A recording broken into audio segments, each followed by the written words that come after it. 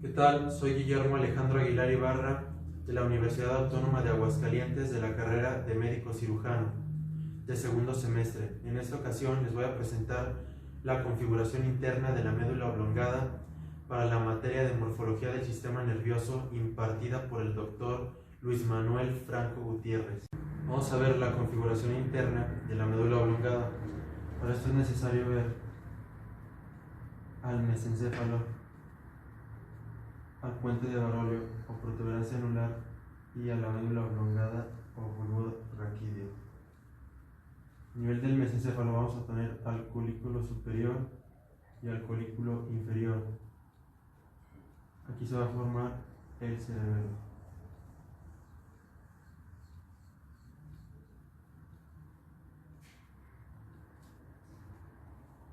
En esta parte vas a encontrar la médula espinal. En relación al tallo cerebral, sabemos que esto es dorsal, ventral, rostral, que es la parte superior, y caudal, que es más inferior. Aquí vamos a tener a la formación del sistema ventricular por el acueducto de Silvio, que va a conectar al tercer y al cuarto ventrículo, y vamos a tener al velo medular anterior y al velo medular posterior.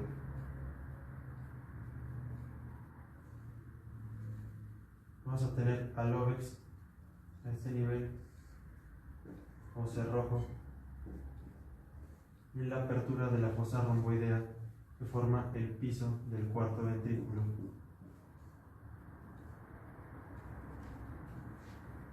Cabe mencionar que en una situación caudorostral se van a presentar tres cortes, uno a nivel de la decusación motora o piramidal, decusación sensitiva o lemniscal, y otro a nivel de las olivas inferiores. A este nivel vamos a tener a la pirámide vulvar y a la oliva inferior. Este corte es el que se va a representar. Y vemos una situación ventral de la médula espinal. Vamos a ver que a nivel de la decusación piramidal se va a formar la médula oblongada.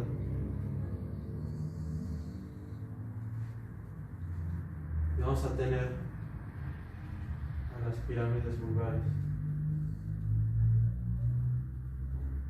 Aquí va a estar la línea media,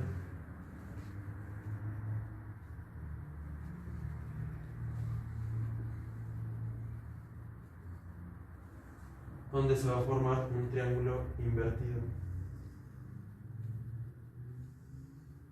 donde a cada lado va a estar las olivas inferiores,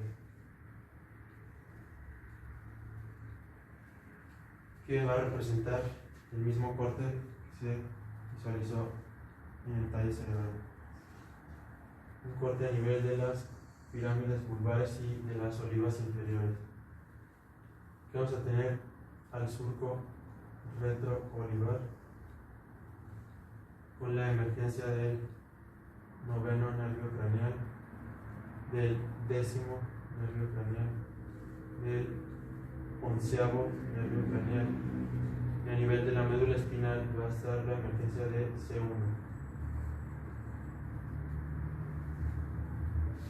En el surco preolivar va a estar la emergencia del doceavo nervio craneal.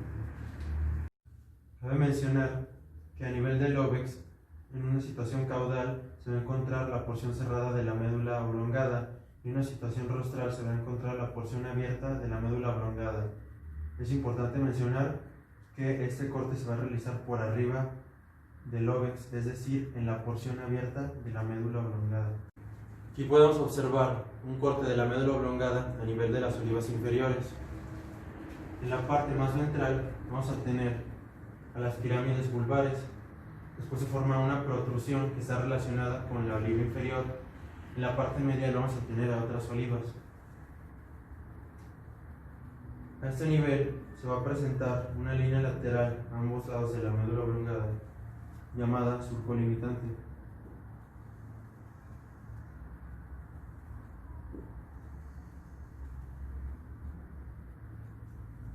Como bien sabemos, en la formación del tubo neural a partir del surco limitante, todo lo que quede lateral a este surco va a ser sensitivo y todo lo medial va a ser motor. Como bien sabemos, en esta parte va a quedar la placa alar sensitiva y la placa basal motora. En la parte más ventral, como sabemos que todo lo ventral es motor, vamos a encontrar a las pirámides vulvares junto con una de las vías más importantes, que es la córtico-espinal y la córtico-nuclear.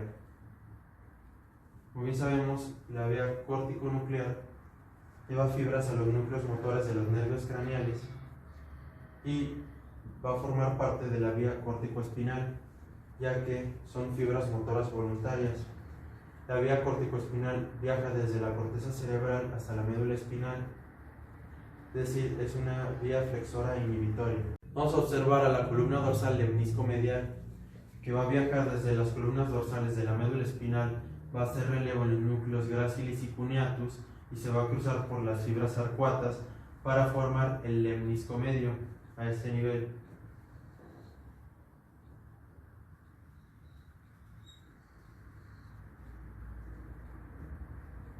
Se va a dividir en dos, el fascículo de gracilis y el fascículo de cuneatus. Como bien sabemos, el fascículo de gracilis va a llevar información a los miembros inferiores y va a estar más ventral. El fascículo de cuneatus va a llevar información a los miembros superiores y va a estar más dorsal o superior. Aquí se observa la misma disposición somatotópica, como si estuviera de pie. Gracilis a los pies, los miembros inferiores, cuneatus, miembros superiores. En conjunto, esta vía va a llevar la información de cuando PPTB, sinestesia, presión, posición, tacto fino y vibración. Esta vía junto con la corticoespinal forman dos de las vías más largas e importantes que se va a tomar en consideración para explicar los núcleos mediales de la parte dorsal. Cabe recalcar que a ese nivel estamos a nivel del velo medular inferior de cada lado, donde en la parte medial se va a formar el cuarto ventrículo. En la parte dorsal está el surco medio dorsal de la médula espinal, que se continúa hasta el óvex. Aquí se va a abrir la fosa romboidea.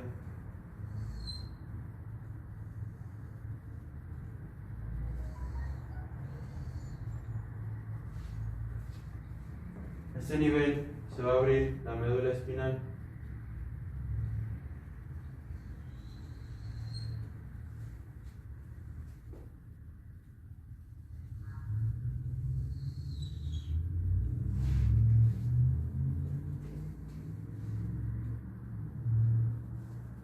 Aquí vamos a tener el pedúnculo cerebeloso medio,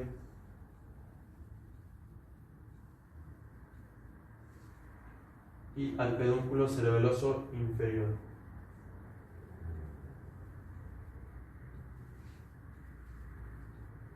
Aquí vamos a tener al surco dorsal lateral,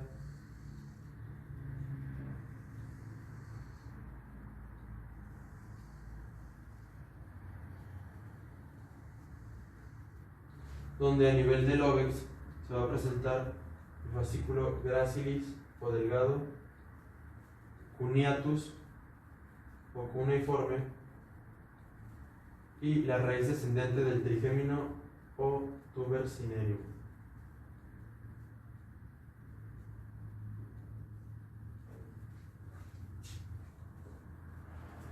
Vamos a tener en la línea media el tallo del calamus scriptorium. Las fibras arciformes dorsales que dividen la fosa romboidea, que vamos a tener a los trígonos, bueno, primeramente al surco limitante, donde todo lo medial va a ser motor y lo lateral va a ser sensitivo, y aquí se van a formar los trígonos.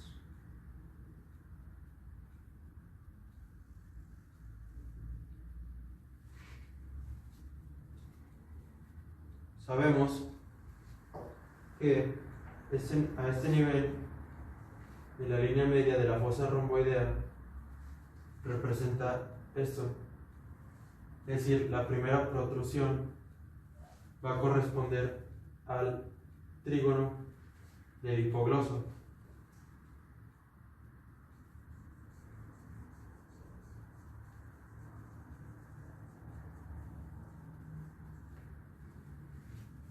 Aquí se va a formar el núcleo hipogloso del hipogloso, que es el primer núcleo motor que va a estar en la parte dorsal. Después tenemos al trígono del vago,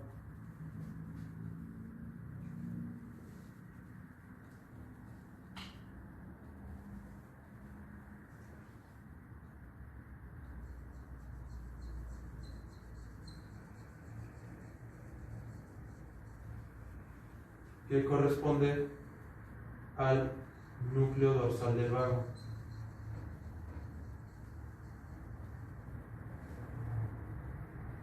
Y tenemos al trígono vestibular,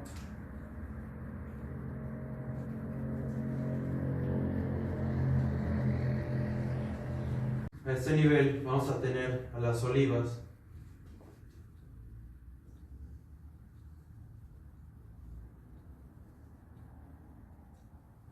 que se encuentran en la placa basal,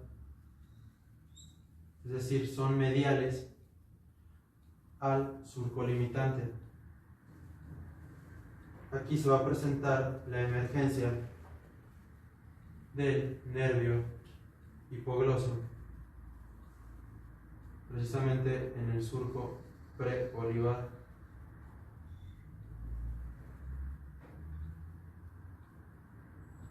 Se encuentra ventral y medial a la oliva. En la parte dorsal y lateral a la oliva se va a presentar el surco retroolivar, que es donde va a emerger el núcleo dorsal del vago. En la parte dorsal a la oliva vamos a tener al núcleo ambiguo o núcleo ventral del vago, que también va a emerger por el surco retroolivar, que representa la emergencia de los núcleos motores. Ahora vamos a ver la emergencia de los núcleos sensitivos.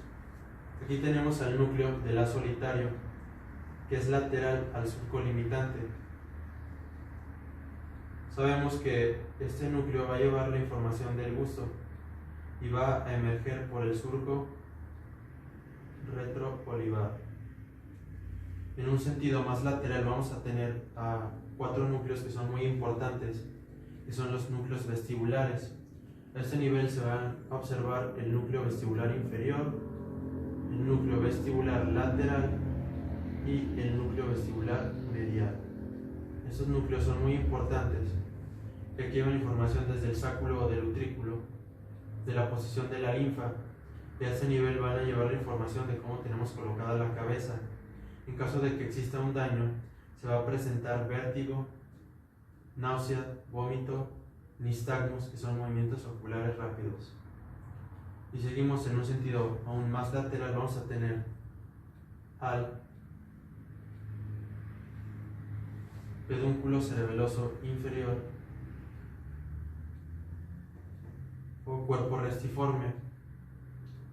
En un sentido ventral vamos a tener a un núcleo y en un sentido dorsal vamos a tener a otro núcleo. Estos dos núcleos constituyen los núcleos cocleares, el núcleo coclear anterior y el núcleo coclear posterior, que sirven para la audición. Además tenemos otro núcleo sensitivo, que es la raíz descendente del trigémino, que se encarga principalmente del dolor. Si recordamos los núcleos del nervio trigémino, vamos a tener al núcleo mesencefálico, que lleva cuando PPV, sinestesia, presión, posición y vibración. El núcleo principal del trigémino va a llevar tacto fino. Además, el núcleo, que es la raíz descendente del trigémino, va a llevar dolor y temperatura. Si continuamos en este sentido lateral, vamos a encontrar uno de los núcleos que forma parte del sistema anterolateral, que es el espinotalámico. Como bien sabemos, los núcleos que forman parte del sistema anterolateral es el espinotalámico lateral, espinotalámico medial, espinomesencefálico y espinoreticular. Aquí vamos a encontrar al núcleo espinomesencefálico en directa relación con el espinotalámico lateral.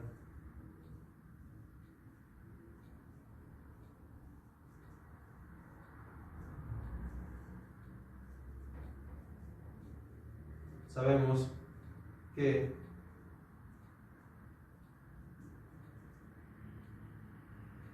el espinotalámico lateral va a llevar el dolor de la parte contralateral del cuerpo, mientras que el espinomesencefálico va a servir, está conectado con los movimientos oculares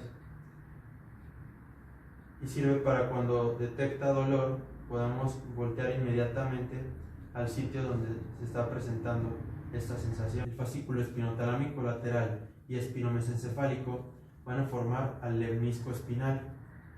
Además, aquí tenemos al núcleo olivar inferior, que es un gran núcleo, donde además también se va a presentar la oliva superior, la oliva medio y la oliva inferior. En este corte únicamente se aprecia el núcleo olivar inferior, que está conectado al núcleo rojo, que es otro núcleo motor que va a coordinar al movimiento y al cerebelo. Como el núcleo olivar inferior va a enviar la información del núcleo rojo y del cerebelo, cuando se daña no va a existir parálisis, sino un temblor rubral. Además, aquí tenemos al cuarto ventrículo, que se define como la fosa romboidea, donde está el núcleo del 12º nervio craneal o hipogloso, el núcleo dorsal del vago y el núcleo ambiguo, que forman los núcleos motores. Aquí vamos a ver al lemnisco medial, que obviamente va a estar en la línea media, pero es sensitivo, no es motor, ya que este es un fascículo, no un núcleo.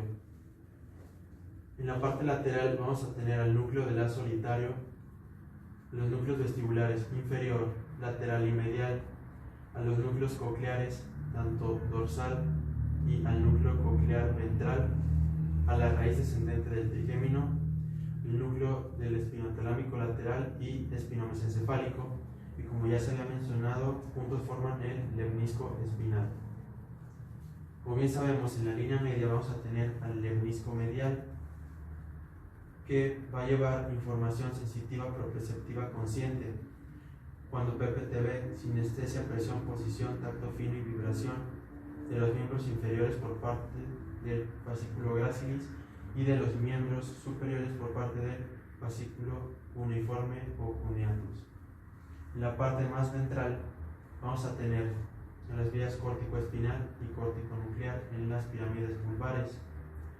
En la misma línea media se va a presentar al núcleo del 12º nervio craneal, que es un núcleo motor puro, que está encargado de contraer la barbilla de una persona del lado derecho al lado izquierdo.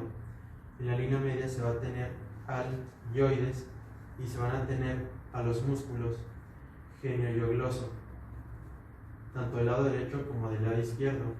Cuando se contrae el músculo genioglosso del lado derecho, la lengua se va a mover hacia el lado izquierdo. Cuando se contrae el músculo genioglosso del lado izquierdo, se va a mover la lengua hacia el lado derecho. Por lo tanto, al contraerse los músculos se mueven hacia el lado contrario. Cuando se contraen los dos músculos juntos, va a originar que la lengua salga por la línea media. Además, si existe una lesión del lado izquierdo, va a ocasionar que la lengua no se pueda mover hacia el lado contrario. Es decir, en una lesión siempre se va a mover la lengua hacia el lado afectado, nunca hacia el lado contrario. En caso del núcleo motor dorsal del vago, sabemos que es un núcleo básicamente parasimpático que se encarga de los movimientos parasimpáticos, tanto del tórax como del abdomen principalmente. El núcleo ambiguo se va a encargar de la movilidad del paladar, de la faringe y de la laringe. Se llama ambiguo porque recibe al 9º, al 10º y al 11º nervio craneal al mismo tiempo. Cuando se explora al 9º y al 10º nervio craneal, se exploran juntos con el reflejo nauseoso. Cuando existe una lesión del núcleo ambiguo, se va a presentar una asimetría completa en la óvula, es decir, no se va a poder mover del lado afectado. Cuando se le pide al paciente que contraiga la óvula central, si se contrae de manera asimétrica, esto es indicativo de una lesión en el núcleo ambiguo. Además, como el núcleo ambiguo eleva la faringe, el paladar, faringe y laringe, si existe una lesión, va a ocasionar una disfagia principalmente, que es la incapacidad para deglutir, una disartria, que es una debilidad de los músculos que permiten el habla, y una disfonía, que es una incapacidad de hablar correctamente por las cuerdas vocales. Además, aquí tenemos al pedúnculo cerebeloso inferior. Cuando existe una lesión en este pedúnculo, va a ocasionar un síndrome cerebeloso, ya que, como sabemos, aquí emite vías cerebelosas, fibras cerebelosas que van a permitir la coordinación hacia el cerebelo. Cuando se presenta este síndrome cerebeloso, que es muy similar a una persona que se encuentra ebria, se va a presentar una incoordinación motora. Esto va a ocasionar que se realice una prueba tándem que va a hacer que una persona camine un pie uno tras otro, y si existe una amplitud muy amplia, esto se le va a llamar ataxia de la marcha. Si se mueve hacia el lado derecho, va a ser una lateropulsión derecha. Si se mueve hacia el lado izquierdo, va a ser una lateropulsión izquierda. Si se mueve hacia ambos lados, es una lateropulsión indistinta. También se puede presentar una ataxia a nivel de miembros superiores. Por ejemplo, al hacer la prueba nariz-dedo, el paciente va a estar temblando. Si esto ocurre, se le va a llamar dismetría. El pedúnculo cerebeloso inferior va a estar afectado, por lo tanto va a producir ataxia. A este nivel las vías no se cruzan, ya que las vías que se cruzan lo van a hacer dos veces, que es la espinocerebelosa ventral y espinocerebelosa dorsal. Por lo tanto, estas vías van a finalizar del mismo lado. La sintomatología siempre va a ser del lado ipsilateral, es decir, si hay una lesión en el cerebelo del lado izquierdo, la lesión se va a presentar del mismo lado. Aquí podemos observar un dibujo por arriba del óbex, donde se aprecia el fascículo de gracilis en la parte inferior y el fascículo de cuneatus en la parte superior. Al subir va a cambiar la disposición, donde el fascículo de cuneatus, que es de los miembros superiores, va a quedar en la parte más medial, y el fascículo de gracilis de los miembros inferiores va a quedar en la parte lateral. Esto es algo muy importante para la porción cerrada de la médula oblongada. En la porción abierta vamos a observar el núcleo de la solitario, que va a tener dos porciones.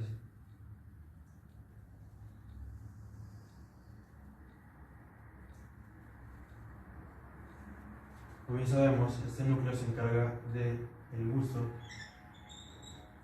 Va a tener una parte rostral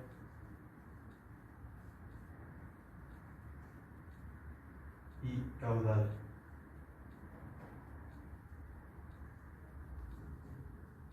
Específicamente la parte rostral se va a encargar de la sensibilidad del gusto. Va a venir principalmente del ganglio geniculado, las fibras postganglionares que van a llegar al núcleo de la solitario. Como bien sabemos, el ganglio geniculado forma parte del séptimo nervio craneal.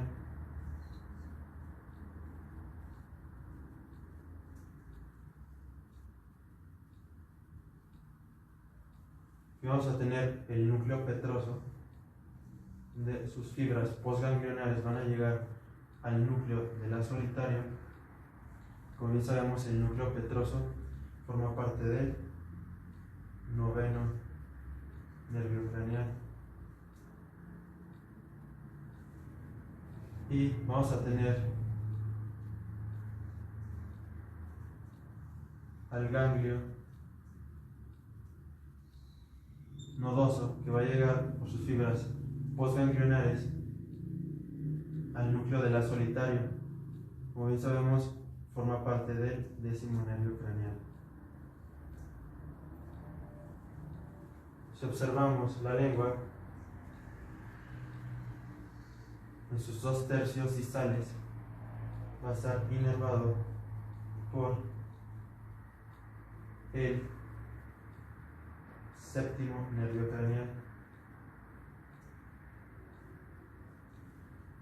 En su tercio posterior va a estar inervado por el noveno nervio craneal. Y en la parte donde se encuentra la epiglotis va a estar inervado por el décimo nervio craneal.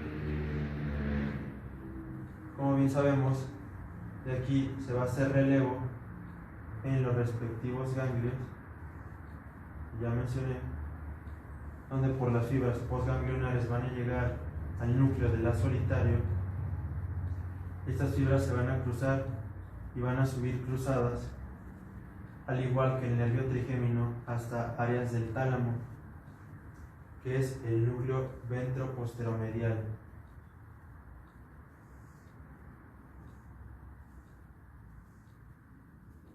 De aquí van a subir a la circunvolución postcentral en las áreas del gusto,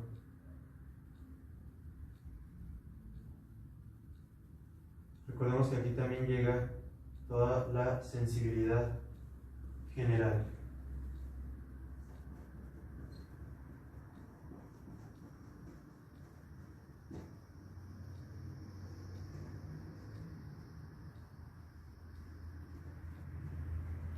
Que vamos a tener en la parte más ventral de la circunvolución postcentral. Como bien sabemos, esta parte va a ser fundamental para cuando se producen los infartos, ya que existe una irrigación muy específica. La parte medial, donde se encuentra el lemnisco medial, las pirámides vulvares y la vía córtico-espinal, va a estar irrigada por la arteria espinal anterior. Cuando se produce una oclusión de esta arteria, va a ocasionar el síndrome medular medial, o mejor conocido como síndrome de Dejerin. En el caso de la parte lateral, va a estar irrigada por la arteria pica o la arteria cerebelosa posterior inferior, que viene principalmente de la arteria vertebral. Cuando existe una oclusión de la arteria vertebral, va a ocasionar que se tape la arteria pica y va a producir un síndrome medular lateral o síndrome de Wallenberg. Vamos a observar la porción cerrada de la médula oblongada. Aquí tenemos la línea media y la fisura. En la columna dorsal de la médula espinal se va a presentar los fascículos de gracilis, delgado, ogal y el fascículo cuneiforme, cuneatus o bordage. Estos núcleos son las vías que constituyen, estos fascículos son las vías que constituyen la columna dorsal, que va a ir subiendo hasta la parte más inferior de la médula oblongada. En la médula oblongada tenemos la parte más anterior a las pirámides vulvares y la parte más dorsal a los núcleos gracilis y cuneatus. Ese nivel es donde va a ir subiendo desde la médula espinal el fascículo de gracilis al núcleo de gracilis y el fascículo de cuneatus al núcleo de cuneatus. Aquí se va a formar, va a ser un relevo por una decusación, que es la decusación de las fibras arcuatas del núcleo de gracilis, que es más medial, va a quedar en la parte más ventral, y el núcleo de cuneatus, que es más lateral, va a quedar en la parte más dorsal.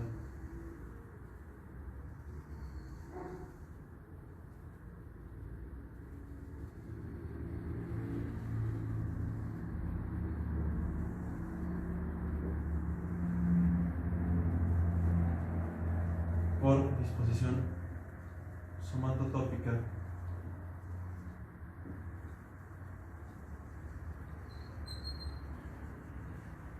sabemos que el lemnisco medial va a tener el fascículo de gracilis, como es de los miembros inferiores, en la parte más inferior, en este caso va a ser más ventral, y el núcleo de cuneatus va a estar en la parte más superior, corresponde a los miembros superiores, o va a ser más dorsal.